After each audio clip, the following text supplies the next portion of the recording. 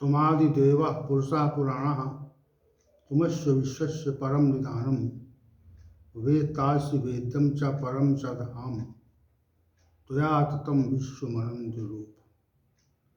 वायु यम अग्निवर्णः शशांकः प्रजापतिस्त्वं प्रपितामहस्य नमो नमस्तेस्तु सहस्रकृत्वा पुनश्च भूयोऽपि नमो नमस्ते। वसुदेवसुतं देवं कंसचारूरमर्दनं देवकी परमानंदम कृष्णं वंदे जगद्गुरुं कृष्णं वंदे।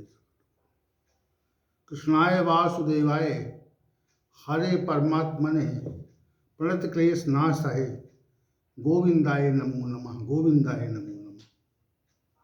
हम सभी आज पुनः भगवद गीता के इस विशेष ज्ञान सत्र में उपस्थित हैं और अध्याय संख्या 8 के श्लोक संख्या 8 पर ही चर्चा कर रहे हैं। विगत 2 सत्र इस श्लोक पर चले और भगवान श्री गोविंद हमारे साथ नित्य विराजते हैं और उनकी कृपा से ही ये सत्र पूरी तरह से संपादित होता है।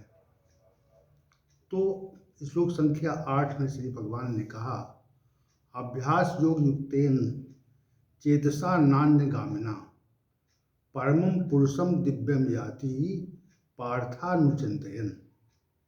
हे पार्थ, अभ्यास योग से युक्त अन्य विषयों की ओर न गमन करने वाले चित्त से सतत चिंतन करता हुआ साधक परम दिव्य पुरुष परमेश्वर को प्राप्त होता है।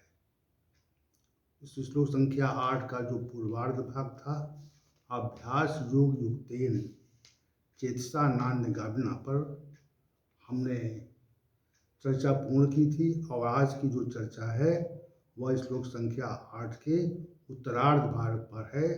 परमं पुरुषम दिव्यम याति पार्थानुचिंतयन्। हे अर्जुन, अभ्यास योग से युक्त साधक अन्य विषयों की ओर न जाने वाले चित्त से, यहाँ तक तो हो गया था।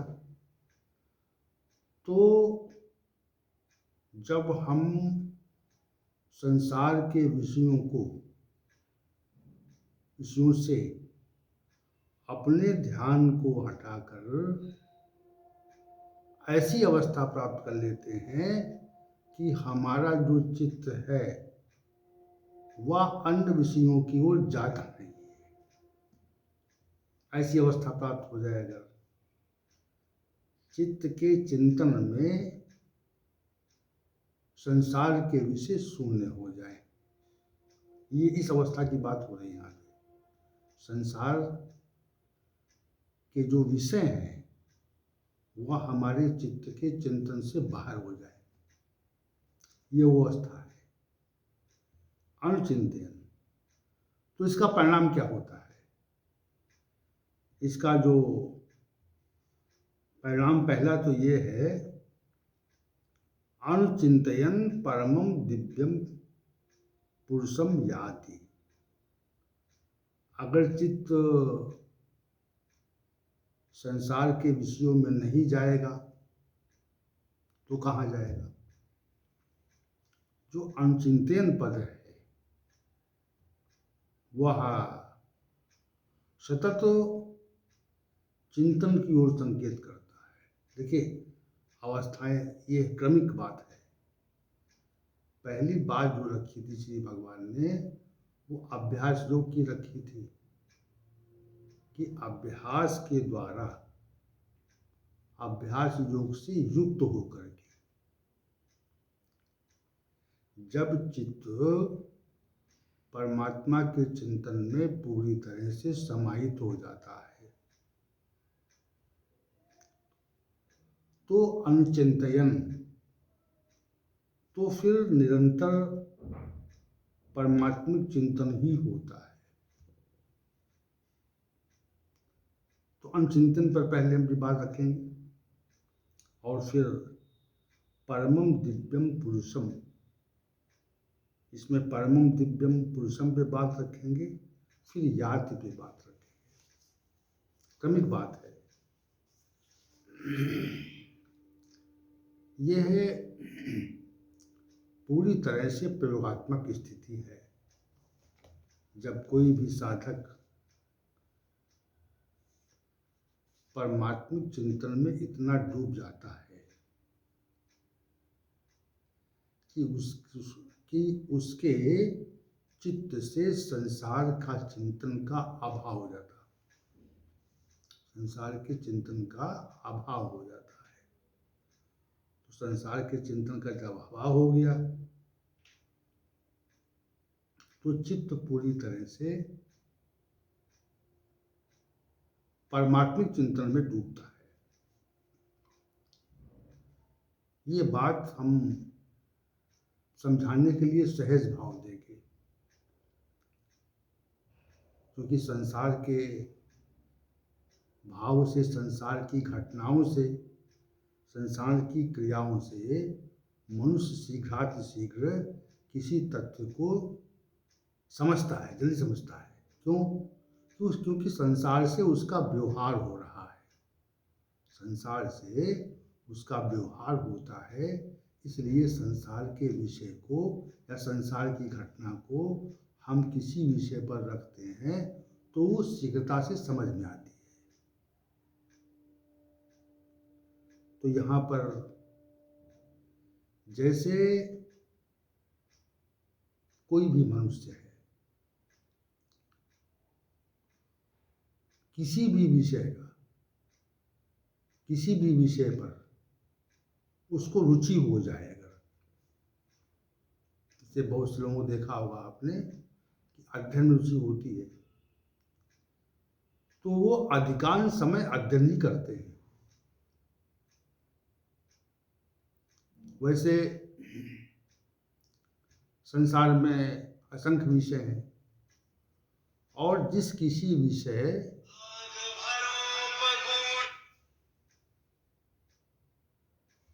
हाँ बाबू जी भैया प्रणाम। जी जी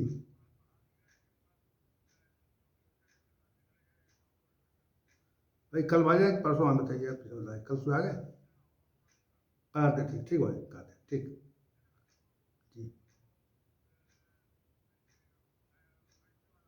हाँ हाँ हाँ जी, तो तुमसे बोल देंगे भी, हम उनसे बोल कह देंगे भी।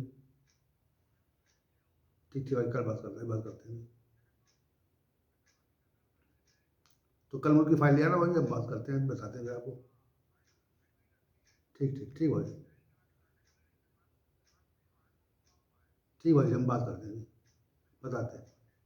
ठीक भाई, बात बताते हैं। नहीं अभी तो कोई काम नहीं मिला भाई। ठीक तो भाई भाई 12 बज जाएगा। ठीक ठीक ठीक भाई, हाँ बात करते हैं भाई, बताते हैं।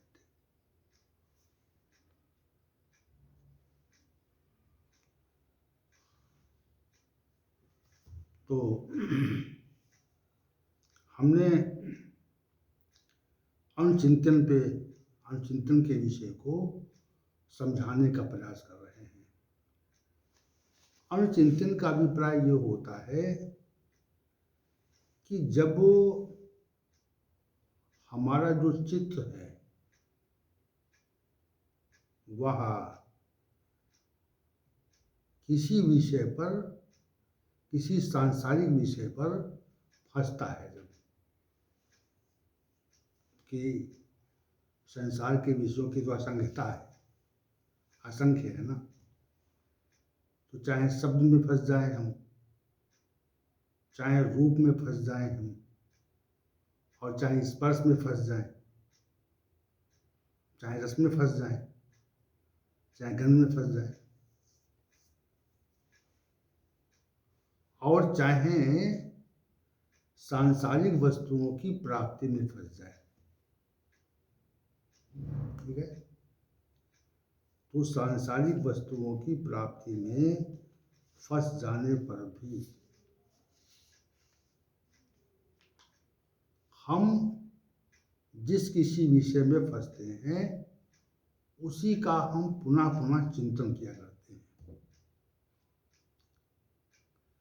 अब आप सभी लोग ये विचार करें कि आप किन विषयों में फंसे हुए हैं, किन विषयों में आपकी जो आवृत्ति हो रही है वह किन विषयों में हो रही है। आपका जो चिंतन है, चिंतन का जो प्रवाह है वो किस विषय की ओर है, ये विचार करें आप। किस विषय के संबंध में आप अधिकाधिक चिंतन करते हैं। तो जिस किसी विषय की ओर अधिकाधिक चिंतन करते हैं आप, तो वो विषय आपके चित्त में बैठ जाता है, आपकी चिंतन प्रणाली में वो बैठता है। और चिंतन प्रणाली में जैसे बैठ जाता है तो वो शीघ्रता से बाहर नहीं होता। वो चिंतन प्रणाली में बैठ करके और आपको चिंतन के लिए बाध्य करता है। विषय का जो चिंतन है वो आपको उसमें डूबे रहने के लिए बाध्य करता है। जैसे एक उदाहरण आपको दें कि हम कोई ऐसा बगीचा देखें जहाँ पर नाना प्रकार के पुष्प हैं और उन पुष्पों से नाना प्रकार की गंध उद्भवित हो रही है, निकल रही है। तो कोई व्यक्ति उसमें टहलता है तो फिर उसको उन विशिष्ट गंधों को ग्रहण करने का प्रयास करता है और फिर वो घूमता है उस बगीचे में। तो संसार को आप एक बगीचा माने। यहाँ पर आकर्षण, यहाँ पर जो आकर्षण है वो विशद रूप से है, विशाल आकर्षण है। और विशाल आकर्षण होने के कारण कोई न कोई व्यक्ति किसी के प्रति आकर्षित अवश्य होता है। विषय के आकर्षण में, स्थिति के आकर्षण में, क्रिया के आकर्षण में, वस्तु के आकर्षण में, व्यक्ति के आकर्षण में हम जब फंस जाते हैं तो नित्य ही उसका चिंतन करते हैं और गहराई से हम चिंतन करते हैं। तो गहराई से चिंतन करने के पश्चात वो विषय हमारी चिंतन प्रणाली में प्रवाहित होता रहता है, वो बाहर नहीं निकलता। तो ये हमने एक समझाने के लिए, अनुचिंतन पद को समझाने के लिए अपनी बात रखी। अब आप विचार करें कि आप किस विषय के चिंतन में अपने को समाहित करते हैं। कभी कभी ये होता है कई विषय हमारे चिंतन प्रणाली में समाहित हो जाते हैं तो फिर उन विषयों पर चिंतन करते हैं। लेकिन चिंतन होता अवश्य है। तो हमारे जो कथन का भी अभिप्राय है वो ये अभिप्राय है कि हम सभी जिस किसी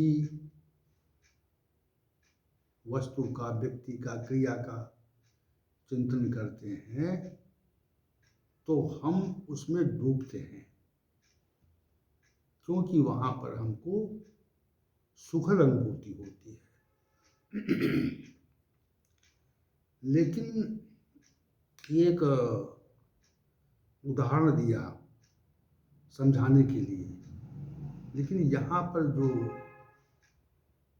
अनुचिंतन पद है वह विशेष प्रकार का है। यहाँ पर अनुचिंतन पद का जो प्रयोग हुआ है वो संसार से पृथक परमात्मिक चिंतन के संदर्भ में है कि चित्त जब संसार के विषयों को ग्रहण नहीं करता, तो संसार के विषयों को जब ग्रहण नहीं करता तब वो परमात्मिक विषयों को ग्रहण करता है, तब वह परमात्मिक विषयों को ग्रहण करने लगता है और धीरे धीरे धीरे धीरे एक ऐसी अवस्था आती है कि वो केवल परमात्मिक विषयों को ही ग्रहण करता है, संसार के विषयों को ग्रहण नहीं करता। जैसे कोई बालक है और उसको धीरे धीरे शिक्षा दी जाए, तो जब शिक्षा किसी विषय की शिक्षा परिपक्व अवस्था में होती है, तो जिस विषय की शिक्षा दी गई है वो ही उसके चित्त में समाहित हो जाती है। जैसे कोई चिकित्सक है तो चिकित्सा शास्त्र के अध्ययन के लिए उसने 5 साल या 6 साल 7 साल 10 साल उसका अध्ययन किया, तो समग्र विषय उसके चिंतन में भर जाता है। प्रयास से अभ्यास योग से। तो 10 साल की कठिन तपश्चर्या और अध्ययन के बाद उसके मन में ये सब समाहित हो जाता है और फिर वो प्रख्यात चिकित्सक बन जाता है और व्यक्ति के रोग को देखते हुए ही उसकी औषधि को लिख देता है। तो अभ्यास योग से हुआ ना ये। अब क्योंकि एक चिकित्सक के पास तो सैकड़ों व्यक्ति आते हैं, चिकित्सा के लिए सैकड़ों व्यक्ति आते हैं। अब देखिए, प्रत्येक व्यक्ति के रोग को समझकर पृथक पृथक प्रकार की औषधि की संस्तुति करता है वो, और फिर उस औषधि से लाभ न होने पर दूसरी औषधि की संस्तुति करता है। क्यों? क्योंकि चिकित्सा शास्त्र उसके चित्त में भरा हुआ है। चिकित्सा शास्त्र उसके चित्त में भरा हुआ है, चित्त के चिंतन में वही प्रवाहित हो रहा है और उसको आभासित होता है कि हम चिकित्सक हैं। उसी प्रकार किसी विषय को आप रख लें, कोई व्याकरण का विषय है, कोई भौतिक शास्त्र का विषय, कोई रसायन विज्ञान का विषय, असंगत विषय है, तो चित्त हमारा किस विषय में समाहित हुआ है उसी विषय के बारे में हमारा चिंतन चलता है। तो यहाँ पर जो अनुचिंतन है, नान्यगामिना चेतसा अनुचिंतयन, ये सारे सांसारिक विषय जो हैं वो हट गए, सारे सांसारिक विषय समाप्त हो गए और उस स्थान पर केवल परमात्मिक विषय अवशेष है। साधक की वर्षों की साधना के उपरांत केवल परमात्मिक विषय अवशेष रहा, अन्य विषय अवशेष नहीं रहा। वो अवस्था है यहाँ पे अनुचिंतयन, नान्यगामिना चेतसा अनुचिंतयन, इसी भगवान ने कहा। और किसको? परमम दिव्यम पुरुषम याति। तो यहाँ पर परमम पुरुषम दिव्यम, उस परम दिव्य पुरुष को ही क्या विषय है? याति पद तो बाद में जान लीजिएगा। याति जो पद है यहाँ पर वो उससे प्राप्त हो जाता है, लेकिन इसको हम अनुचिंतन के साथ जोड़ रहे हैं। परमम दिव्यम पुरुषम याति जो पद है उसको पृथक कर रहे हैं। तो चिंतन किसका है? परमम दिव्यम पुरुषम, उस परम अलौकिक पुरुष का।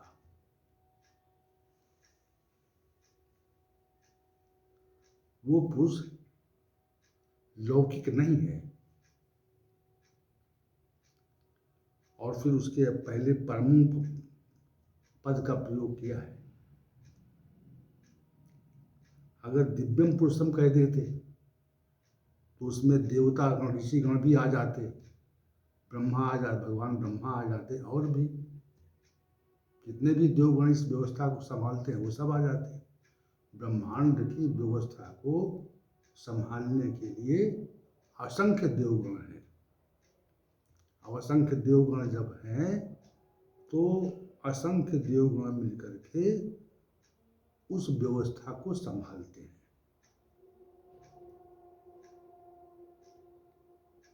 तो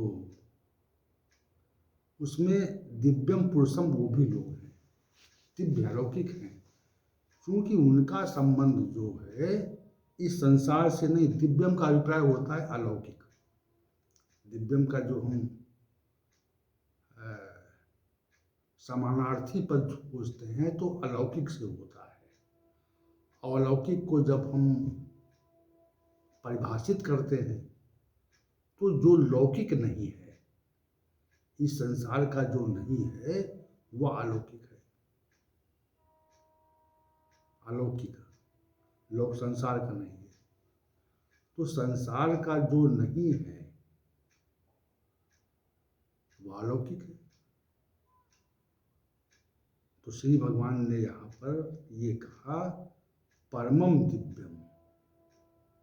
जितना जितना भी अलौकिक सत्ता इस ब्रह्मांड में है, उन सबसे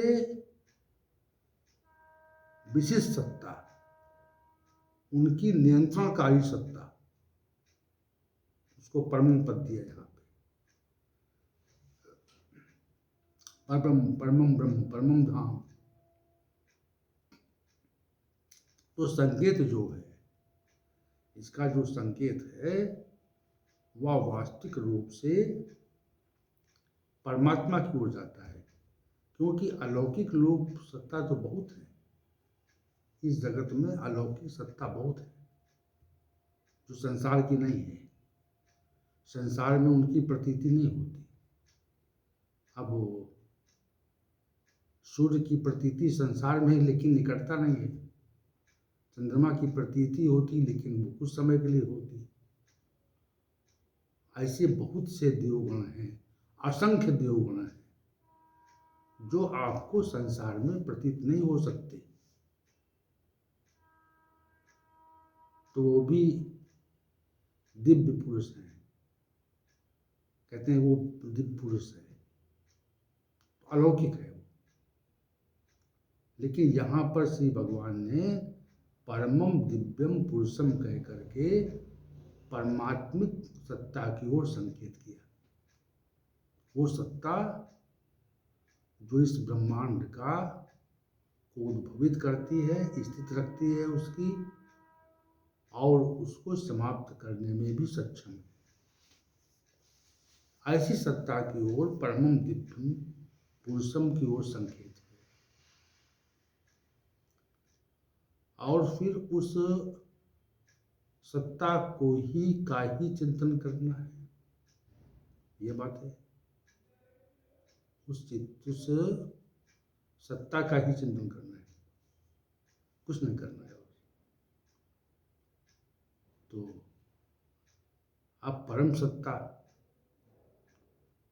सत्ता चूंकि व्यक्त तो नहीं है, व्यक्त नहीं है, वो अव्यक्त है। परम सत्ता अव्यक्त रहकर उसका कार्य व्यक्त होता है। उसका जो कार्य है वो व्यक्त होता है, वो व्यक्त नहीं होती। उसका जो कार्य है वो प्रतीत होता है। संसार उसका कार्य है, ब्रह्मांड उसका कार्य है, वो हमको प्रतीत होता है, वो प्रतीत नहीं होता। क्यों प्रतीत नहीं होता? क्योंकि वो अव्यक्त रह कर ही करके ही अपनी जो रचनात्मक शक्ति प्रकृति है उसके द्वारा वो निर्माण को प्रकट कर देता है। इसलिए व्यक्त नहीं होता, वो प्रतीत नहीं होता, केवल आभासित होता है। किसको आभासित होता है? नान्यगामिना चेतसा, जिनका चित्त संसार के विषयों में नहीं जाता, उनको वो आभासित होता है। सामान्य रूप से आभासित नहीं होता। जैसे आप कहें कि सामान्य रूप से उसको आभासित कर लेंगे तो नहीं संभव है। सामान्य स्थिति में उसका जो आभास है वह कभी नहीं होता। वो विशेष स्थितियों में ही आभासित होता है। तो यहाँ पर जो अनचिंत्यन पद है वो संकेत परमम दिव्यम पुरुषम की ओर है। अब आप कितना विचार कर सकते हैं उसके बारे में? अब आप सोचिए कि आप कितना विचार करेंगे। तो वो स्थिति सामान्य रूप से हस्तगत नहीं होती। सामान्य रूप से हमको वो स्थिति प्राप्त नहीं होती। वो स्थिति तभी प्राप्त होती है जब हम पूरी तरह से अभ्यास से युक्त होकर के और अपने चित्त को संसार के विषयों से हटा करके उस परम पुरुष में समाहित कर देते हैं। तो वो उस परम दिव्य पुरुष का हमको आभास होता है। और आभास होने पर होता क्या है? जब आप जीवन पर्यंत उस अलौकिक पुरुष का ही आभास करेंगे तो मृत्यु काल में भी उस परम दिव्य पुरुष का ही तो आभास होगा। उस सदा तदभाव भाविता, क्योंकि वह ऐसा साधक परमात्मिक भाव से ही भावित रहा है, इसलिए उसको परमात्मिक सत्ता के भावों से ही उसको भावित है। तो उसको उसकी प्रतीति होगी। और किसकी प्रतीति होगी? तो ये तथ्य जो श्री भगवान ने कहा है कि ये चूंकि श्लोक जो है वो सगुण या साकार ब्रह्म को संकेत नहीं करता, वो निराकार स्थिति को संकेत करता है। जो निराकार ब्रह्म के साधक हैं उनकी ओर संकेत करके ये श्लोक कहा गया है कि जो परम सत्ता है, जो परम अलौकिक दिव्य सत्ता है, जो लोग उनका चिंतन करते हैं और संसार की ओर अपने अपने चित्त को हटा देते हैं, उनके चित्त में केवल वह अलौकिक दिव्य पुरुष ही बसता, अवशेष बसता है, शेष कुछ नहीं बसता। तो जब अलौकिक दिव्य पुरुष शेष बसता है तो जीवन पर्यंत उसका चिंतन कर लेने से मृत्यु काल में भी उसी का चिंतन होता है। और तब याति पद की व्याख्या कि याति माने प्राप्त हो जाता है उसको। ये नियम है, ये नियम बनाया गया कि जिस भी विषय का चिंतन आप करेंगे मृत्यु के समय में, तो वही विषय आपके चिंतन सीमा में आ जाएगा। समझिए, आप जो चिंतन करेंगे वो आपके चिंतन सीमा में आ जाएगा और मृत्यु के समय में वही विषय प्रकट होगा। तो अभ्यास से और अन्य संसार के विषयों में न जाने वाले चित्त से आपने परम दिव्य अलौकिक पुरुष का चिंतन किया है, परम अलौकिक पुरुष का चिंतन किया है, तो मृत्यु के समय भी वही आपकी स्मृति में बार बार आएगा और फिर ऐसी स्थिति में आप उसको ही प्राप्त हो जाएंगे। ऐसा इस श्लोक का कथन है, भावार्थ इसका ऐसा है, भावार्थ इसका ऐसा है। तो श्लोक संख्या 8 पर आज की जो चर्चा रही, इसमें 3 सत्र आयोजित किए गए।